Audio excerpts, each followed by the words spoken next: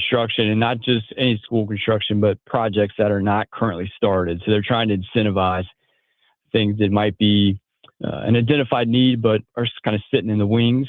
And then also it has a built-in sunset, so it will go away in 20 years, per the rule book that the state has put into place. So it's pretty narrowly defined in terms of how you can use this. It would not go into the general fund as a just general purpose revenue.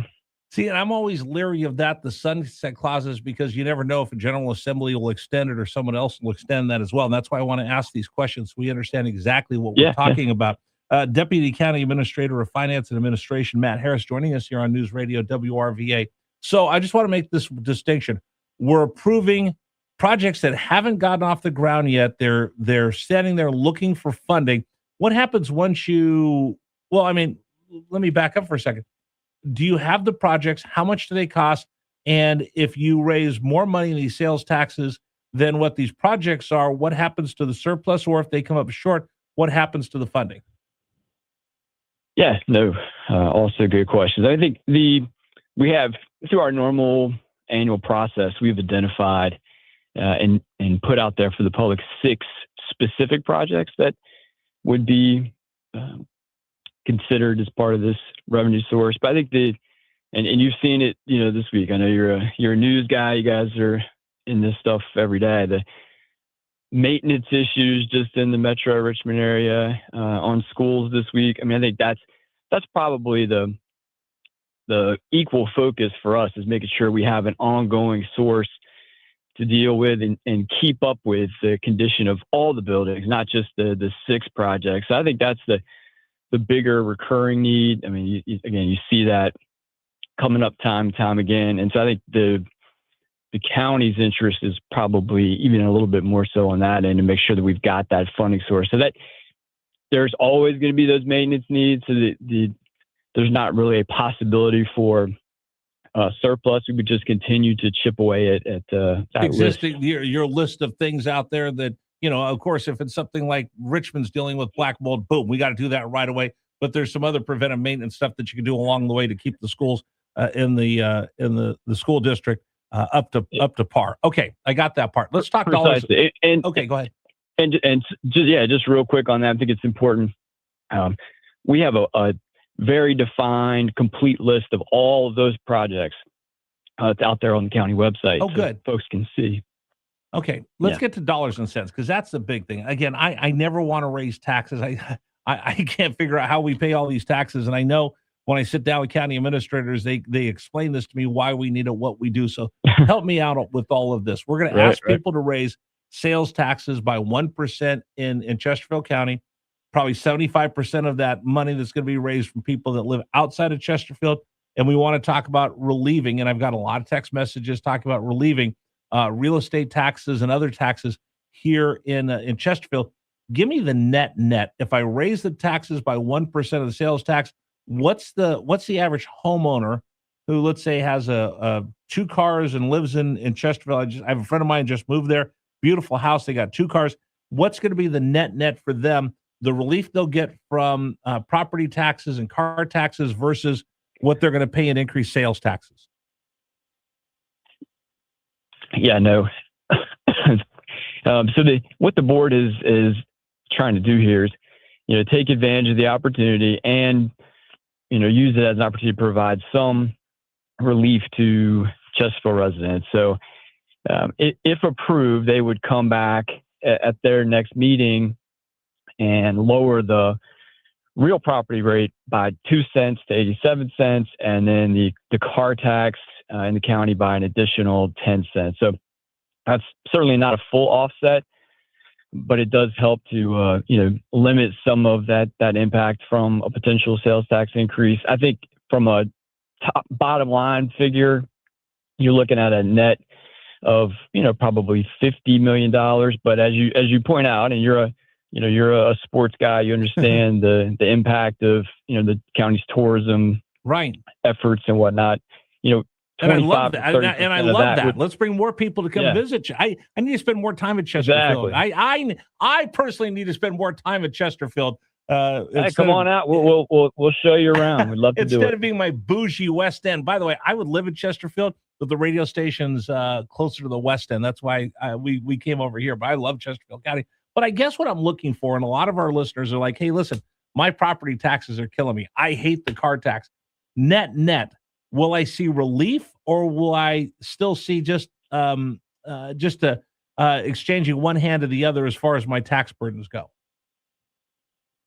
I mean, I think it's good. It's sales tax is something that's discretionary, so they have the option to, shop other ways. But it doesn't apply. One thing I should have mentioned: it doesn't apply to groceries and those kinds of items. Right? Yeah. No, no, absolutely. Because again, we're going to talk about the price of beef coming up in the next segment as well. So I know exactly what people are talking about. Now, if this gets approved, I think not to I don't want to skip over your questions. I think the answer is going to vary greatly depending on your personal situation. I've talked to a bunch of people in the last couple of weeks, and you kind of go through and you do the math, and the individual numbers are going to vary greatly depending on your house, the number of cars, all those types of things.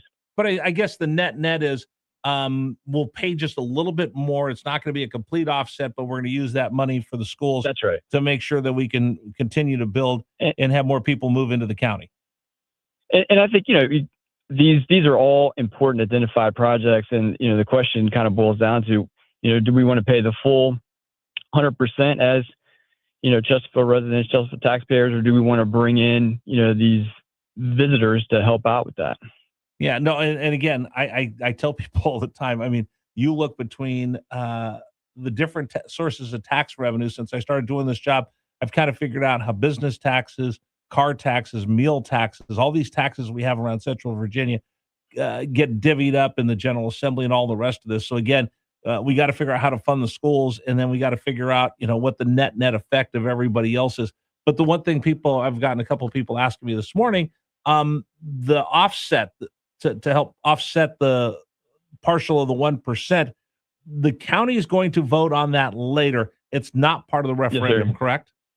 Yes. Yeah. The question itself is pretty restricted, but the board would come back in December and take up the tax relief measures if approved. If approved, and they take up those offsets for the property tax and the car tax, will those have a sunset of 20 years, or will those be kind of out there and we'll see what happens in the future? No, sir. Those would be in place to stay. Okay, so not tied to the sunset on the sales tax.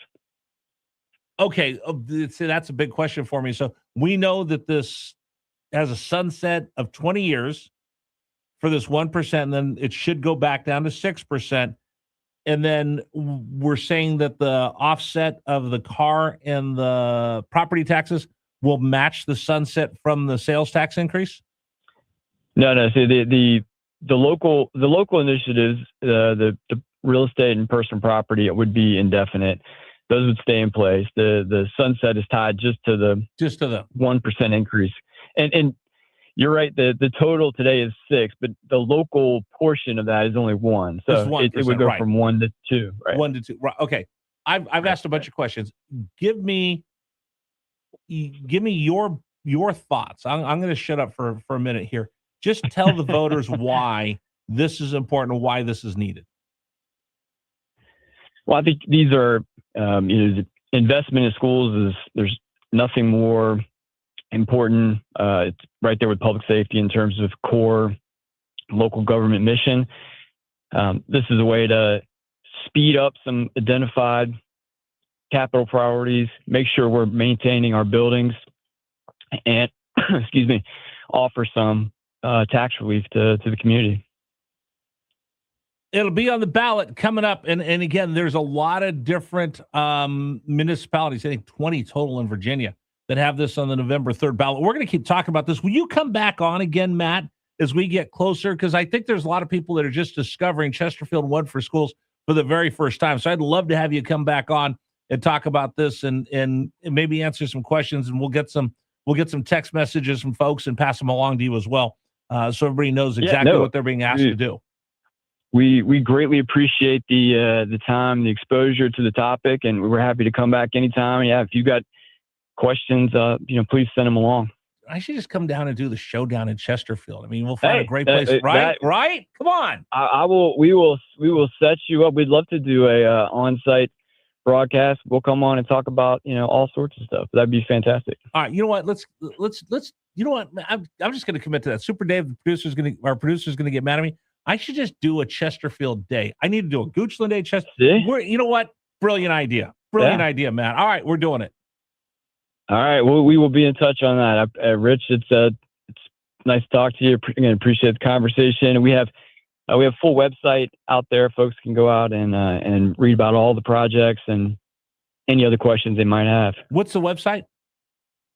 You can look up One for Schools. You can go to chesterfield.gov, and there's all sorts of links on there that will take you right to it. Perfect. All right, now I'm going to get in trouble with everybody on the West End because I called him bougie because I told you how much I love Chesterfield, but I'll have to deal with that myself. All right, buddy. Thank you so much. Appreciate it. All right, we'll see you soon, Rich. All right, take care. Matt Harris, Deputy County Administrator of Finance and Administration, Chesterfield County. Give me your thoughts. You heard what he had to say. What do you think about these? I'm not happy that the state did it, but Chesterfield County needs it. Richmond needs it. What do you think? 833-804-1140, 833-804-1140. All right. Today's program brought to you in part by my friend Michael Greer. We just talked